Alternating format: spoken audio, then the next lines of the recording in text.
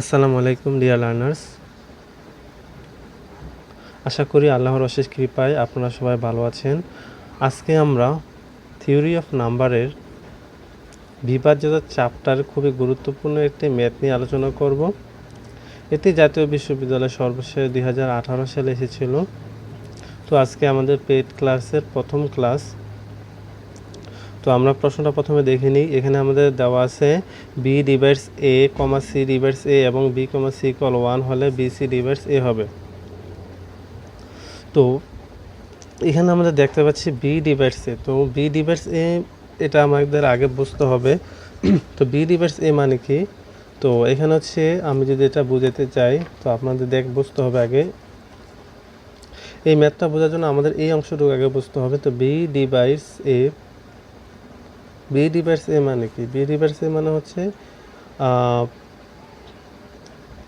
A divided by B. আমরা এটা এইভাবে লিখি না, এ বাই বি অথবা এ ডিভাইডেড বাই বি। তো এটাকে সংখ্যা তত্ত্বে এই সাবজেক্টের ভাষায় এটাকে এইভাবে প্রকাশ করে B divides A. B divides A মানে এ কে বি দ্বারা বিভাজ্য, এ কে বি দ্বারা বিভাজ্য, অর্থাৎ এ ডিভাইডেড বাই বি। আবার একইভাবে সি ডিভাইডস এ মানে হচ্ছে A divided by C. C divides A মানে কি? A divided by C. তো এখান থেকে আমরা এ ইকুয়াল বি কি কখনো সম্ভব? কখনোই সম্ভব না। এ ইকুয়াল বি সম্ভব যদি এখানে এর মান 1, বি এর মান 1 হয়। কিন্তু যদি এখানে এ এর মান 1, বি এর মান 2 হয় তাহলে তো এটা সম্ভব না। অর্থাৎ এ এর মান যদি 1, বি এর মান 2 হয় তাহলে আমাদের এখানে কি করতে হবে?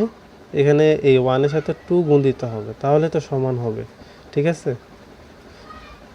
তো এখানে যদি আমরা এটাকে সমান করতে যাই তাহলে আমাদের অতিরিক্ত একটা সংখ্যা গুণ দিতে হচ্ছে, অর্থাৎ অতিরিক্ত এই সংখ্যাটা গুণ দিতে হচ্ছে।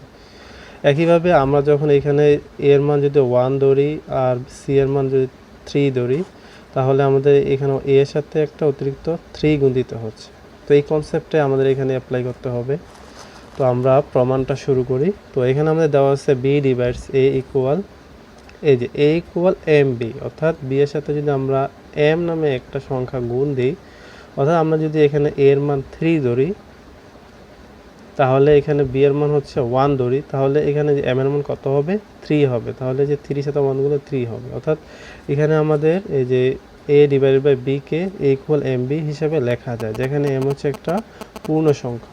একইভাবে সি ডিভাইডস এ কে আমরা লিখতে পারি এ ইকুয়াল এন সি। তো এখানে হচ্ছে আমাদের এর মানটা বের করতে হবে, কারণ আমাদের এর মানটা পরবর্তীতে বসাইতে হবে, অন্য একটা সমীকরণে বসাইতে হবে। তো এ ইকুয়াল এন সি, যেখানে এন হচ্ছে একটা পূর্ণ সংখ্যা। তো আশা করি বুঝতে পারছেন। এবং আমাদের আরেকটা দেওয়া আছে বি কমা সি ইকুয়াল 1। তো এটাও আমাদের বুঝতে হবে। বি কমা সি মানে হচ্ছে এখানে বি ও সি এর গসাগু হচ্ছে 1। বি কমা সি ইকুয়াল 1 মানে হচ্ছে বি আর সি এর গসাগু 1। এটা যদি আমি অন্যভাবে বলতে চাই তাহলে সেটা আমি বলতে পারবো যে এটার ভাজক হচ্ছে 1। অর্থাৎ বি আর সি যদি দুটো সংখ্যা হয় এটার ভাজক হবে 1। অর্থাৎ বি যদি আমি ধরি 2, সি ধরি 3, তাহলে এটাকে ভাজক কি 1 না? তো 1 ছাড়া তো অন্য কোনো সংখ্যা দ্বারা এদের ভাগ যায় না। আবার একইভাবে যদি আমি 2, 4 হইতো তাহলে এটার ভাজক হইতো 2। অর্থাৎ 2কে 2 দ্বারা ভাগ যায়, আবার 4কেও 2 দ্বারা ভাগ যায়। তো এখানে যে সংখ্যাটা লাগবে এটা হচ্ছে এটার ভাজক অথবা গসাগু। তো এটা থেকে এইভাবে লেখা যায় B X plus C equal 1। এটা একটা উপপাদ্য আছে, বি কমা সি ইকুয়াল 1 বা B X plus C Y equal 1, এটা লেখা যায়, যেখানে এক্স ও ওয়াই পূর্ণ সংখ্যা। তারপর থেকে আমরা এখানে লিখতে পারি এ ইকুয়াল এ ডট 1। এটা আমাদের এখানে লিখতে হবে এ ইকুয়াল এ ডট 1, কারণ হচ্ছে আমাদের এখানে এই যে 1 এর মানটা আমাদের এখানে বসাইতে হবে, কারণ যে এখানে হচ্ছে 1, তাহলে 1 মানে কি B X plus C Y. তারপর হচ্ছে আমরা যদি এখানে গুণ দিই তাহলে কি হবে A B X plus A C Y. তারপরে এখান থেকে আমরা এর মানটা বসাবো। এ দুইটা এ আছে এখানে, আমাদের দুইটা কিন্তু এর মান আছে, একটা হচ্ছে ইকুয়াল এন সি আর একটা হচ্ছে ইকুয়াল এম বি। প্রথমে হচ্ছে আমরা এ ইকুয়াল এন সি বসাবো, কারণ এখানে বি আছে, তো ইকুয়াল এম বি বসানো যাবে না। প্রথম হচ্ছে equal N C B X plus আবার এর মান হচ্ছে এম বি সি ওয়াই। তো এখান থেকে যদি আমরা বি সি কমন নিই তাহলে থাকবে হচ্ছে N X plus M Y বা equal B C N X plus M Y. তো এটা থেকে আমরা কি লিখতে পারি? এটা থেকে আমরা এই সিদ্ধান্তে উপনীত হতে পারি যে বি সি ডিভাইডস এ। আমরা একটু নিচে যাই, বি সি ডিভাইডস, এটা কীভাবে লিখলাম? কারণ হচ্ছে যে আমরা এখানে লিখেছিলাম কি এ ইকুয়াল এম বি এই ইকুয়াল এমবিটা কোথা থেকে এসেছিল, যে বি ডিভাইডস এ থেকে, অর্থাৎ এমটা কিন্তু আর এখানে নাই। তো আমরা যখন এই যে এই লাইন থেকে আগের লাইনে যাব, এই লাইন থেকে এটা আগের ওই কনসেপ্টটা যদি আমরা এই কনসেপ্টটা যদি ইউজ করি, তাহলে এখানে হচ্ছে এটা পূর্ণ সংখ্যা, ঠিক আছে, এন এক্স প্লাস এম হয়।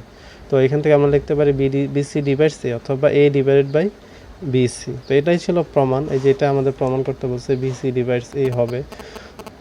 তো সবাইকে ধন্যবাদ, আল্লাহ হাফিজ।